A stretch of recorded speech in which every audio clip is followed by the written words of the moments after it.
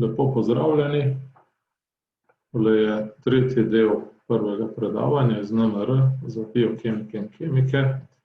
Spomnil bi se toliko, na prejšnjem predavanju smo se spoznali z ravnotežno magnetizacijo kot rezultanto efekta orientacije posameznih jeder v zunanjem magnetnem polju B0.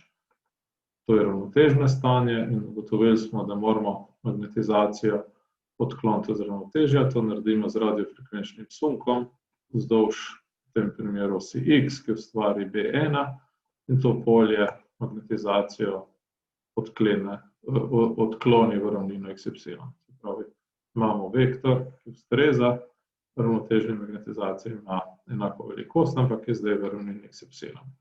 In po vračanju ravnotežja, po pojavih relaksacije, vektor pojenja in ustvari tok vetveljavi. To zaznamo kot free induction decay, to je naš NMR signal, ki seveda vodi do spektra po matematični operaciji Fourier transform. Cel proces pomeni uporabo radiofrekvenčnega sunka in zajemanje magnetizacije. Omenjal sem v samem začetku predavanj, da je en od Nobelovcev bil Bloch.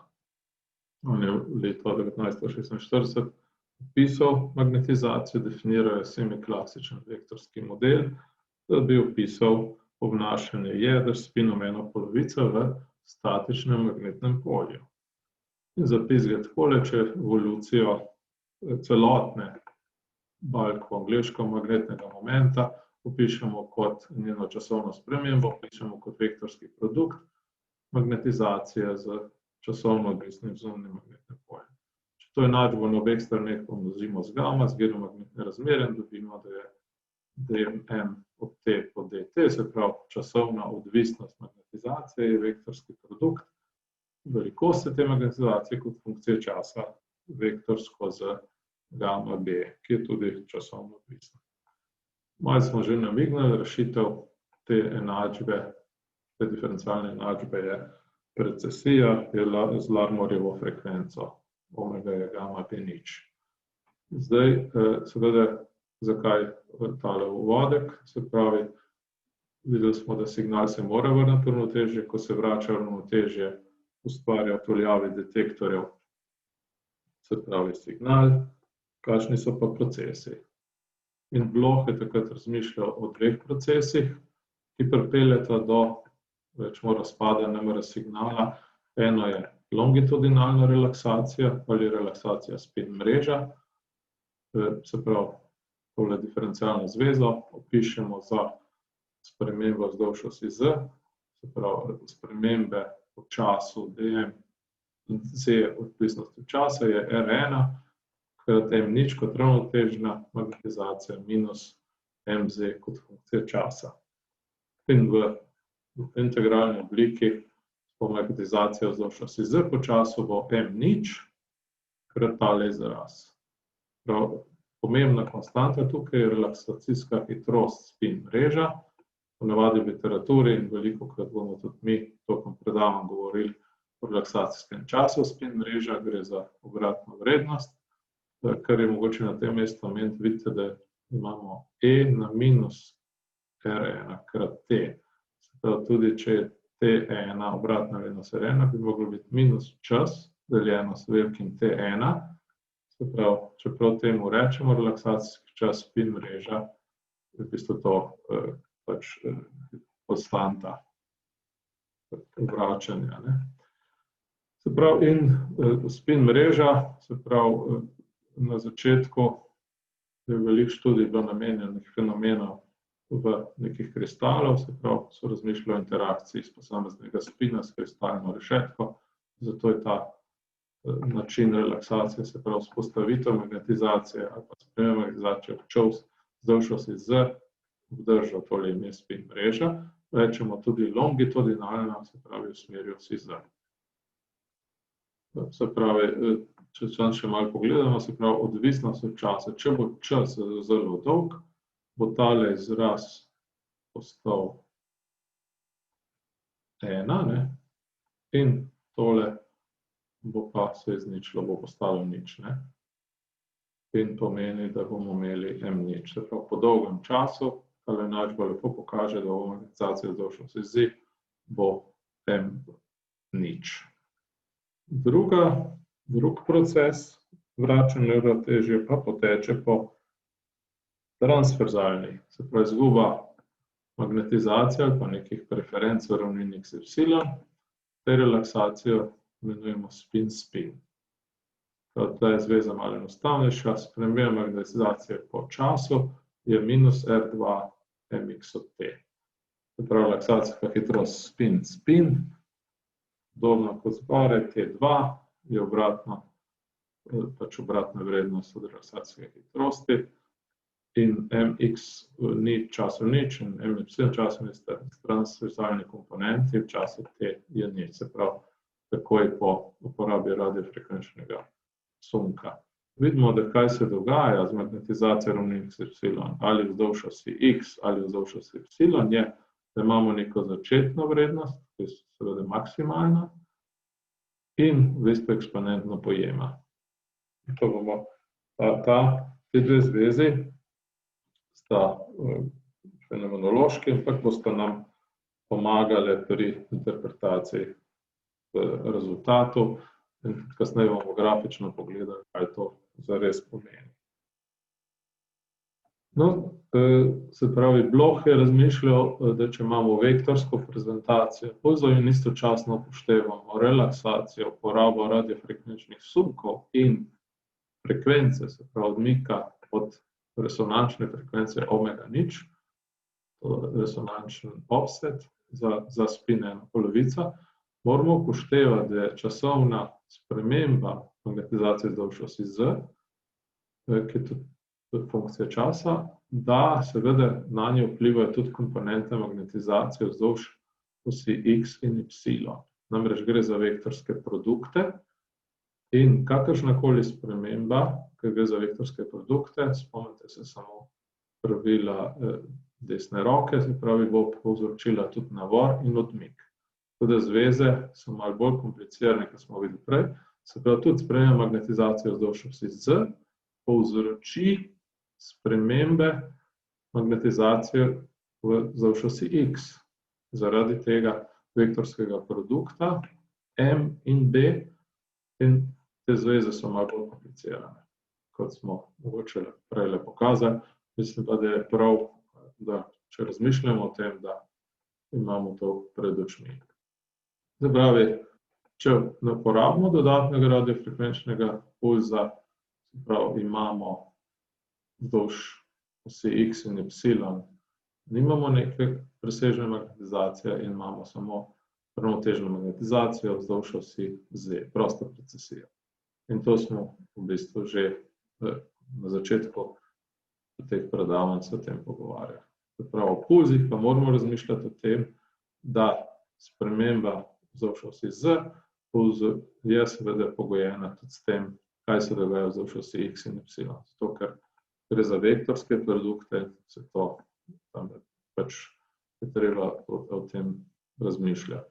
V matrični obliki, če je komu ljubše, se pravi, sprememba je dm, ki je funkcija časa, vektorsko, se pravi, v treh kartezičnih koordinatah, ali pa v takele matriki, se pravi, omega, potem se bomo seveda še pogovarjali, gre za tale offset, ki je bil gor definiran. Koliko smo stran od resonance.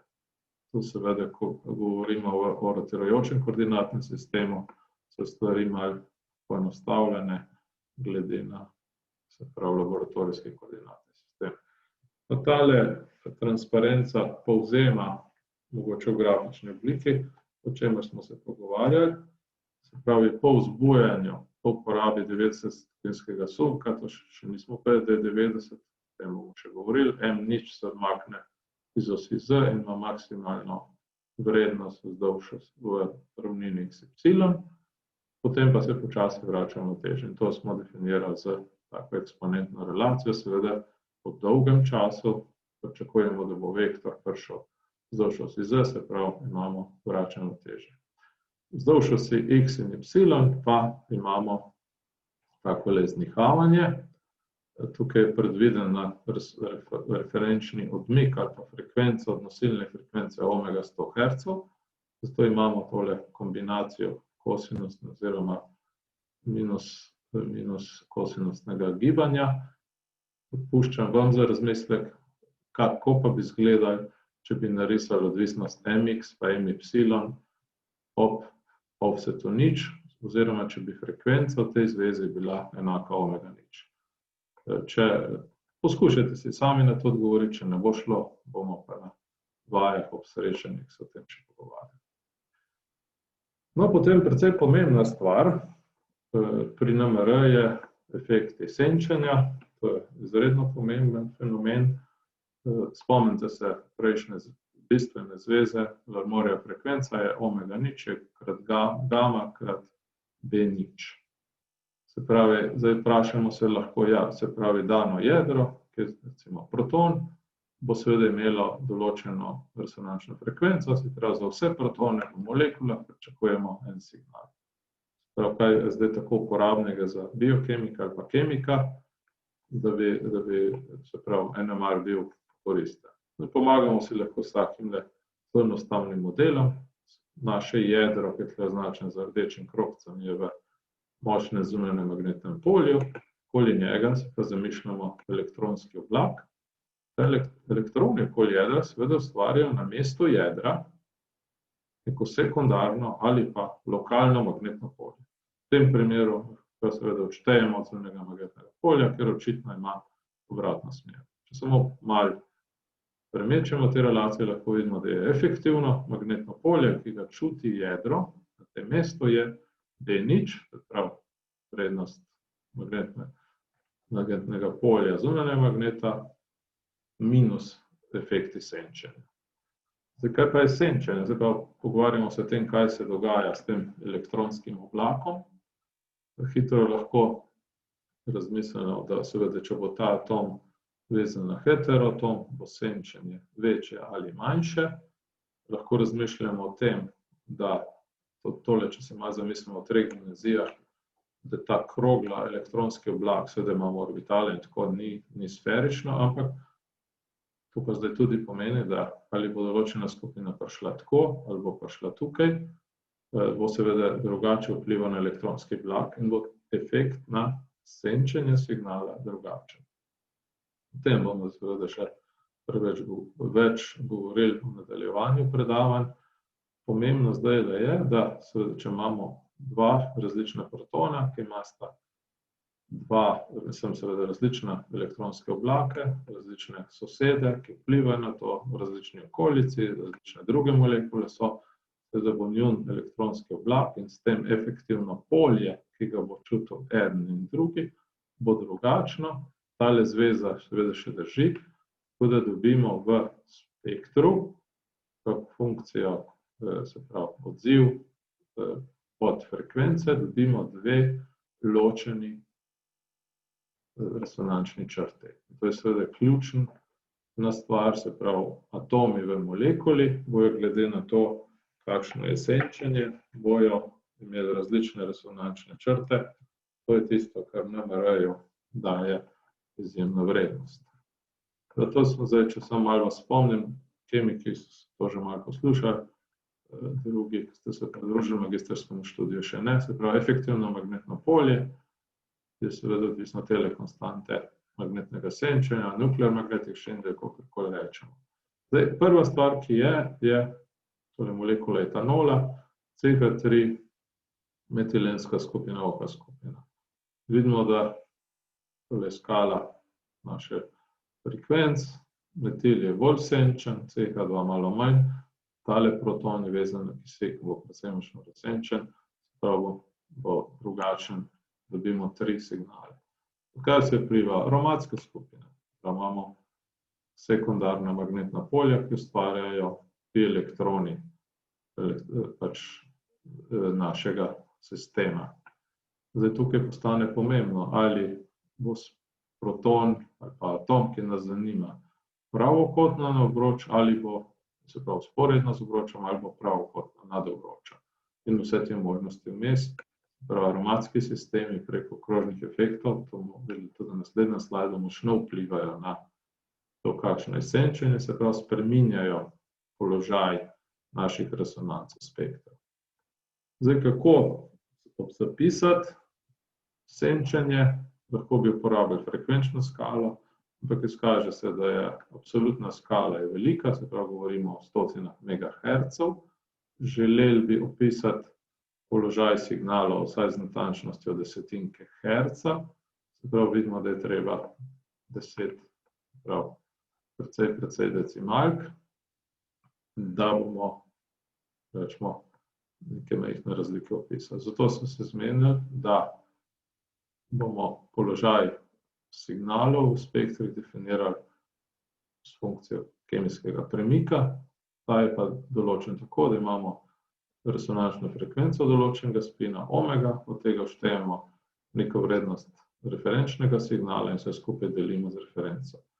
Zdaj, zakaj parts per million, del na milijon, zato ker imamo tipično stotine megahercev in razlika od te reference potem postane število. O tem seveda nadaljevamo.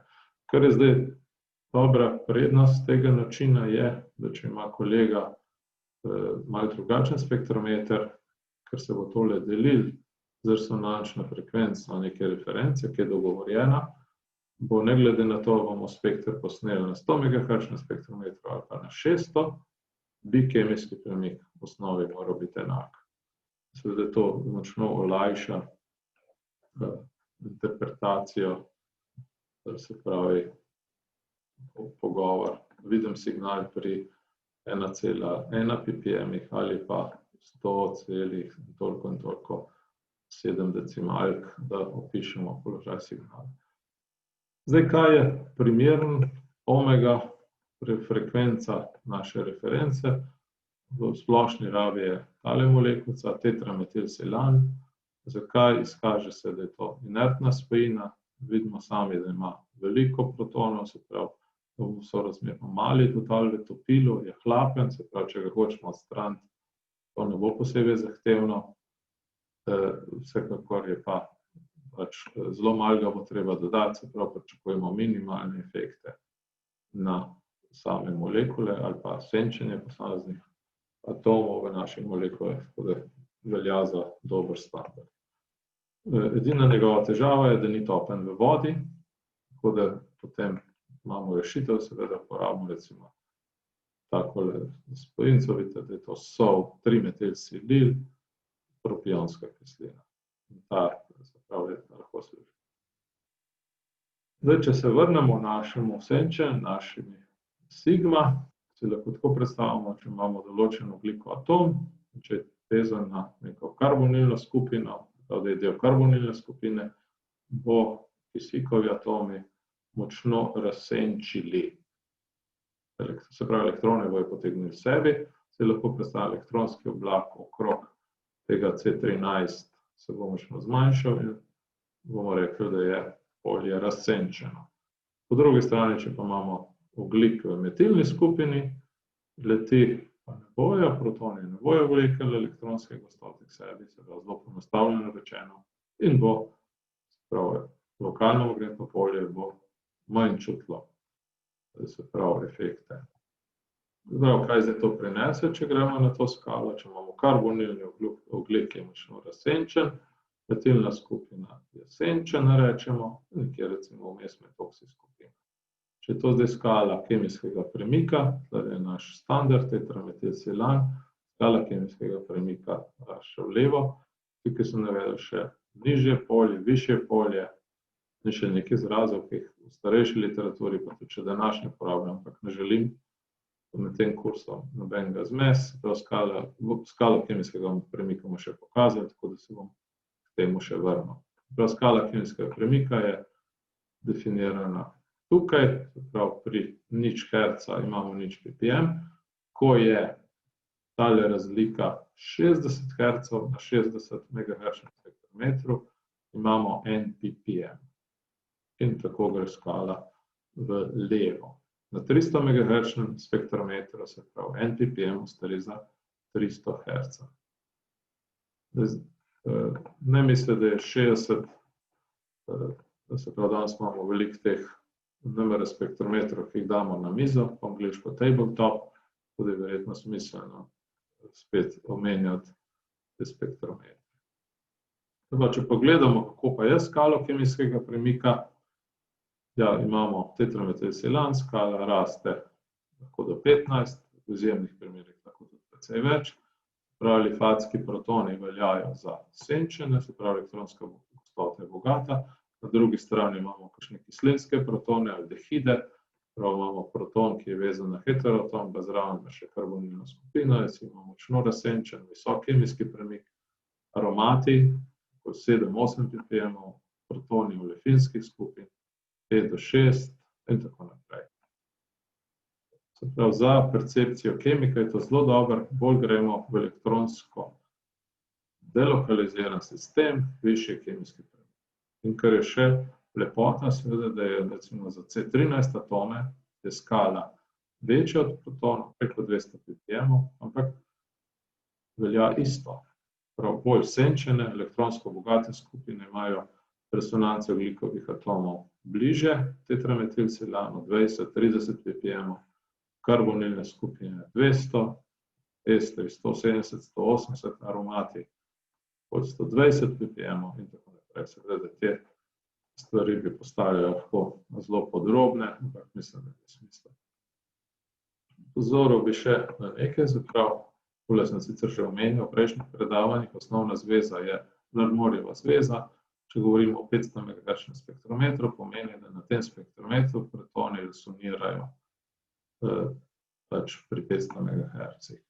Efektivno magnetno polje pa seveda precej malo odklona, se pravi, senčenje je majhna, se pravi, če je to skala 500 MHz, pomeni, da smo na 500 MHz spektrometru, se pravi, bo tole nekaj 7 kHz, se pravi, 500 MHz, 7 kHz, se pravi, ozko frekvenčno območje.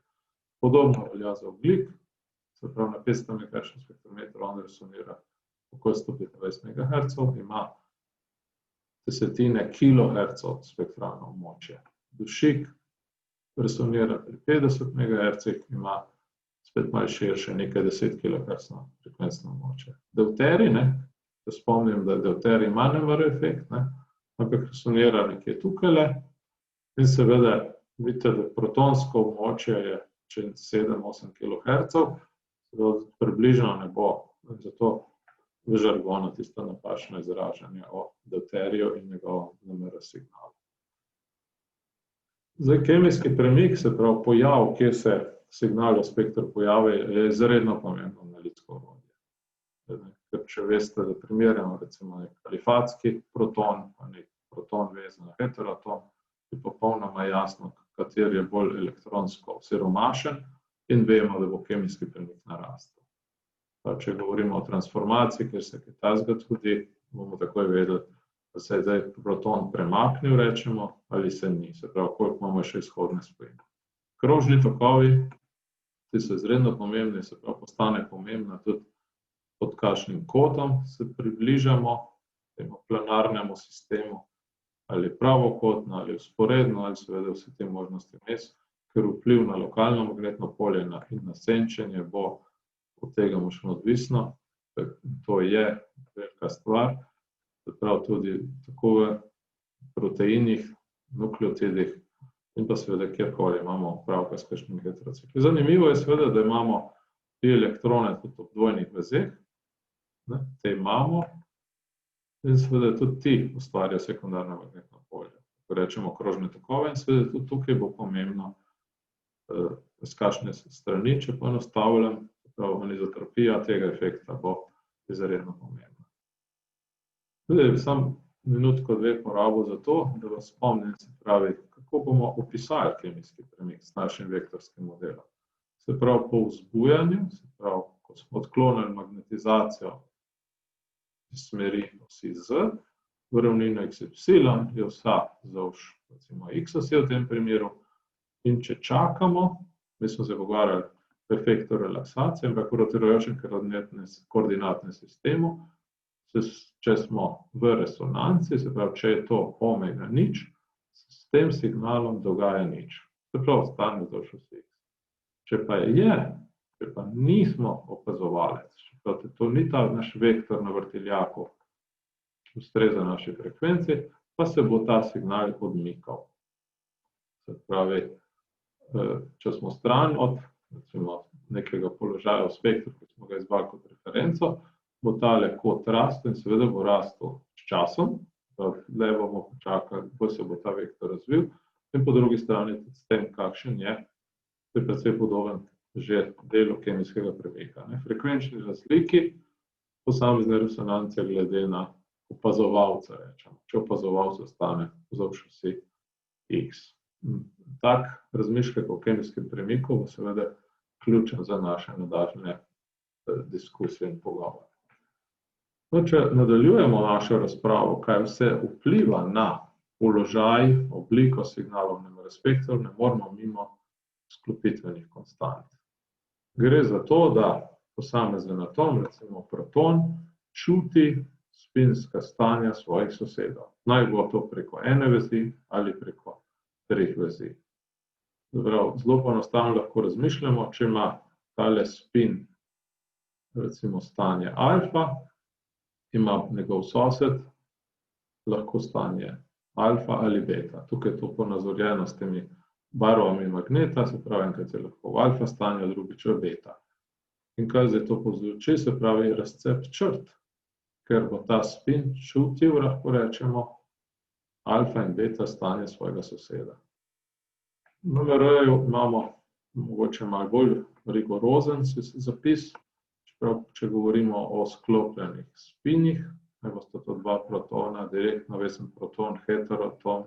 Heteroatom je lahko seveda marsikaj, N15, fosfor in še tako naprej. Prav, če razmišljamo o 2 spinih, ki sta skalarno sklopljena, seveda bomo imeli 4 stanja. Oba dva bosta vzdolž osi alfa, oba dva v stanju alfa, oba dva v stanju beta ali pa beta alfa in alfa beta.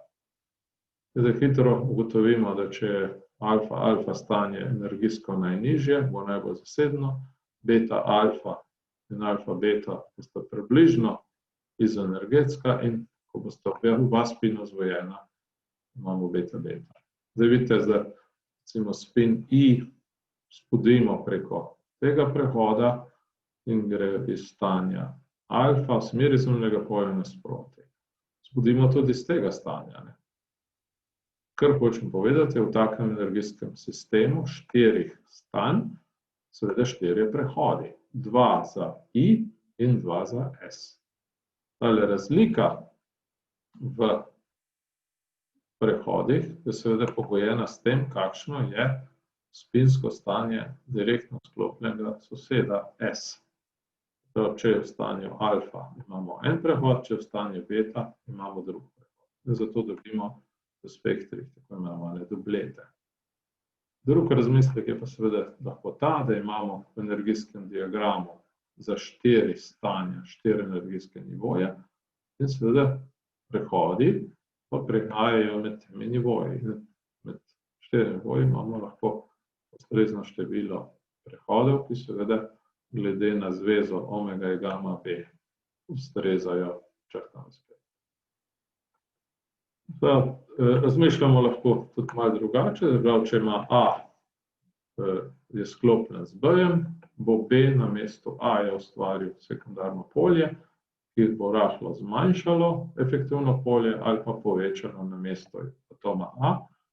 To seveda prevede, da imamo spine v eni in drugi orientaciji, to pomeni majhno cepitev črte. A bo seveda zdaj imel 2 signala v protonskem spektru, frekvenčna razlika med njima bo sklopitvena konstanta J.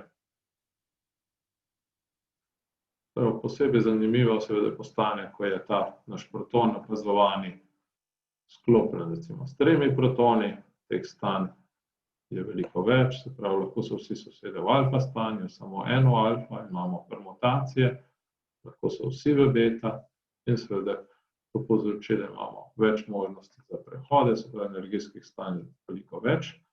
Rezultat tega je pa, da se signal za HA, proton A, v spektru pojavi s 4 črtami, ki imajo tako karakteristično razmerje intenzitet, 1, 3, 3, 1.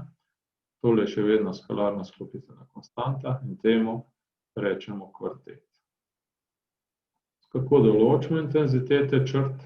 Obstaja enostavna formulca 2NI plus 1, se pravi, če je I spin, gledamo sklopitev dveh spinov zdaj, se pravi protonov, je spin 1/2, če je proton sklopljen z metilno skupino, imamo 3 protone, in če tole zmnožimo, 2x3x1/2, vidimo, da je to plus 1 je 4, se pravi 4 črte bomo videli v spektru kvartet.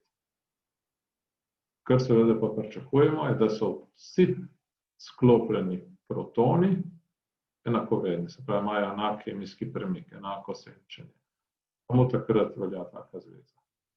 Zanimivo je, če imamo, temu rečemo Pascalov trikotnik, če razmišljamo o sklopitvah z jedrom, ki ima spin 1, vidimo, da bomo dobili 3 črte, smo se že pogovarjali o tem, -1, 0 pa +1 so spinska stanja in bomo imeli take karakteristične 3 črte v spektru. Za tiste, ki ste že posneli kakšen spekter NMR v kloroformu, se pravi CDCl3, ogljikov atom pri 77 ppm ima takle karakteristične 3 črte, ki jih razložimo lahko s takim efektom. Posebej zanimivo postane, da zdaj poznamo dve interakcije. Interakcijo kemijskega premika in sklopitveno konstanto. Če imamo dva protona, ki sta sklopljena, HA in HB, razlika v njunih kemijskih premikih je velika, glede na sklopitveno konstanto, v spektru opazimo dva dupleta. HA je sklopljen s HB, HB je sklopljen s HA. Problem pa nastane, ko se razlika v kemijskem premiku manjša oziroma približuje velikosti J, takrat pa seveda dobimo takele zanimive efekte, rečemo jim efekti drugega reda, seveda v skrajni limiti se kemijski premik protonov HA in HB več ne razlikuje in eksperimentalno pravzaprav ne moramo dokazati, da sta te dva protona skalarno sklopljena. Kako pa prikažemo, kako pa razmišljamo o sklopitvenih konstantah, o razvoju interakcije v rotirajočem koordinatnem sistemu, se pravi po vzbujanju so vsi spini vzdolž osi X, čez nekaj časa pa seveda ta proton, ki je bil vzbujen, se začne cepiti. En del je sklopljen čuti interakcijo alfa stanja svojega soseda, drugi čuti stanje beta soseda. Videli smo, da je tale vrednost, ki jo loči, je definirana s sklopitveno konstanto, kot razvoja magnetizacije definiramo, na teh dveh komponent magnetizacije definiramo s takole relacijo, pi krat čas krat je.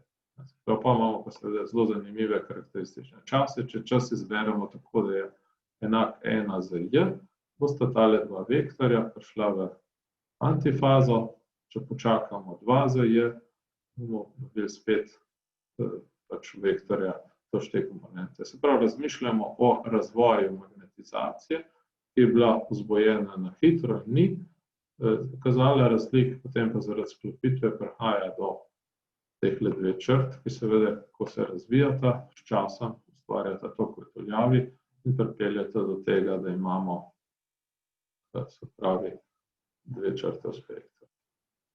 Zanimivo je razmišljati tudi o tem, kako izgleda NMR spekter pri različnih resonančnih frekvencah. Če si zamislimo, da imamo v spojini 3 protone, A, B in C, njihovi kemijski premiki so takele A 1,89 ppm, B 2 ppm in C 2,08 ppm in predpostavimo, da je A sklopljen z jedrom B z 4 Hz in C sklopljen z jedrom B z 8 Hz, bomo seveda dobili za A dublet, za C dublet, B, ki je pa sklopljen z obema, pa kaže 4 črte in je dublet dubleta.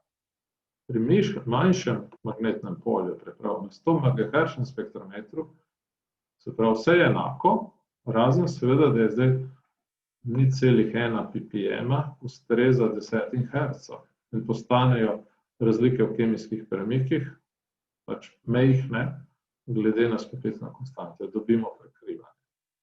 Spomnite se začetka predavanj, smo rekli, rabimo čim višje magnetno polje zaradi večje občutljivosti, to je pa zdaj drug faktor, zakaj rabimo višje magnetno polje. Zaradi boljše ločljivosti, rečemo, resolucija se je izboljšala. Če pogledamo malo, se pravi, kako delujejo sklopitvene konstante, pogledamo si tole metilensko skupino, se pravi, te dva protona sta izohrona, čuta interakcijo z alfa in beta stanji metilnih skupin, se pravi, pričakujemo v spektru kvartet, vidimo, da je ta sklopitev 7,1 Hz, istočasno imamo tle še eno jedro, ki je 3 vezi stran od teh dveh protonov, fosfor. Ta sklopitev je pa 8 Hz, se pravi, v spektru bomo opazili kvartet dubleta, se pravi 6 črt. In tudi to je nekaj, kar je seveda treba imeti v mislih. Se pravi, omenjal sem spektr drugega reda, ko smo pri nizkih frekvencah, razlika v kemijskih premikih pač je na frekvenčni skali majhna glede na sklopitev, na spektrometru recimo 900 MHz, v tem smislu pa vidimo, da je ta efekt strehe manjši, ker je razlika v kemijskih premikih glede na sklopitveno konstanto precej večja. Mogoče en tak primerček, tega smo še dotaknili na vajah, vinil-acetat, metilni protoni imajo svojo resonanco tle pri 2 in nekaj, močen signal, ki ustreza 3 protonom, potem imamo tele 2 CH2, v dvojni vezi 2 signala ustrezata 2 protonom in C, vidimo, da je bolj razsenčen, ima kemijski premik 7,23 in pa seveda izgleda dubleta, ker verjetno lahko pričakujemo, da je skalarno sklopljen s tema dvema protonoma. Če se pogledamo malo bolj podrobno, se pravi, to je proton 7,27, je skalarno sklopljen z enim in z drugim, vidimo cis in trans relacijo. Se pravi, z enim je sklopljen 14 Hz, se pravi, črta se razcepi na dublet, potem pa še enkrat razcepi na dublet in dobimo v spektru 4 signale. Dublet, dubleta. In enako velja za te dva protona. En resonira pri 4,88, sklopljen je s trans sklopitvijo s protonom C in geminalno sklopitvijo s svojim partnerjem tale 1,2 Hz. In spet dobimo dubleta. Podobno velja za ta proton pa 4,57, dublet 6,5 Hz in ta drug dublet 1,2 Hz. Zdaj tudi vidite, da že vrednosti sklopitev nam seveda kažejo, kateri pari so med sabo sklopljeni. 6,5, 6,5, 14,2, 14,2. To je seveda tisto, kar določa in pomaga pri identifikaciji spojine. En tak primer, diklorobenzen. Jasno je, da bojo tile 4 protoni zelo podobni, niso pa popolnoma izohroni. Vidite, HA in B imata kemijski premik 7,37 in 7,11. Sklopitve so pa 8 Hz, pa 7,5, pa 1,5, pa seveda vse te sklopitve načelno obstajajo, imamo orto, meta, para sklopitve in seveda za vse velja enako. Tukaj vidite, kako pa 4 protoni, ki so vsi med sabo sklopljeni, imajo zelo podobne kemijske premike, kako se to potem pozna na spektru. CH2 skupina je tudi en tak zanimiv primer. AA črtica pomeni, da nista popolnoma izohrona in BB črtica podobno. Seveda so pa vsi 4 protoni skalarno sklopljeni in to pripelje do precejšnjega števila črt v spektru. Če razmišljamo o senčenju, pogledamo toluen, imamo 7,2, eno črto, so ti protoni izohroni, značen z rdečo, potem pa recimo anizol, neke vrste njegov nalog, kaj med toksi skupaj naredi, mislim, da veste, poveča elektronsko gostoto na orto in para mestu, se pravi, opazimo 3 signale, ki imajo manjši kemijski premik, se pravi, so bolj senčeni, so elektronsko bogati, ostala 2 metaprotona pa sta razsenčena, se elektronska gostota zmanjša in kemijski premik naraste. To je zelo z roko v roki z interpretacijami okoli reaktivnosti, o katerih ste se pogovarjali pri organski sintezi. Dovolite še en primer tak peptidni analog, ciklosporin je spojina, ni ključno za nas, to je zdravila za zaviranje imunske odvisnosti, morska masa je 1200 gramov na mol, vidimo, da je v formuli tudi nekaj nenaravnih aminokislin, kot recimo butenil, metil, treonin, sarkozin, aminobutirna kislina, prav gre za 11 mer. Vidimo, da če pogledamo samo tole območje spektra od 4,8 do 6 ppm, kjer resonirajo H-alfa protoni, to je recimo tale proton, tale, jih je 11, jih lahko poštejemo, če gremo k nižjim magnetnim poljem, pa seveda prihaja do prekrivanja, težko bomo identificirali, težko bomo asignirali spojine. Vidite pa tudi, da gre za multiplete, ne, ima obliko dubleta, drugi so pa precej, ker seveda temu kakšno vajo tudi narediti, H-alfa proton je sklopljen s mirnim protonom in pa seveda s beta protoni. Končajmo tole današnje predavanje, s tem prvo predavanje. Zelo pomemben aspekt NMR-ja je občutljivost, smo pokazali, kako je s tem. Tradicionalno in še danes se definira z razmerjem signal-šum. Zdaj, v preteklosti je dobesedno šlo za merjenje višine posameznega signala glede na povprečno višino šuma. In to se je ohranilo danes, seveda na papirju. Ne merimo tega v centimetrih, ampak je software poda številko. Tukaj imamo spekter metil-etilketona, prav imamo metilni skupini, CH2 skupino. Zdaj vidimo, če je razmerje signal-šum majhno, se pravi tale CH2 skupina, bi človek te skozi gotovostjo trdil, da je tole signal, oziroma trdil, da je ta spojina prava. Če pa posnamemo tale spekter 8-krat, prav 8-krat zbudimo, pa zajamemo signal, pa povprečimo z ustreznim metodom, pa počasi postane bolj in bolj jasno, da dejansko imamo v spojini etilno skupino in še dodatno metilno skupino. In številom ponovitev se razmerje signal-šum zelo izboljšuje. Velja zveza, da se izboljšuje s korenami števila ponovitev. Se pravi 16-krat več ponovitev, za 4-krat izboljšan razmerje signal-šum. Mogoče bi samo omenil, da te stvari pri enodimenzionalnih spektrih niso tako ključne, kot takele eksperimenti z nekaj 10 ali pa 100 ponovitev znajo trajati nekaj minut ali pa eno urco. Seveda, ko pa govorimo o drugi dimenziji, pa tretji dimenziji, pa potem postane to pomembno, se pravi, želimo imeti ustrezno koncentracijo, tako da bomo dobili, da bomo prepričani, da signali, ki smo jih opazili, dejansko ustrezajo. No, to je bil zadnji slajd tega prvega predavanja in pač nadaljujemo z drugim predavanjem.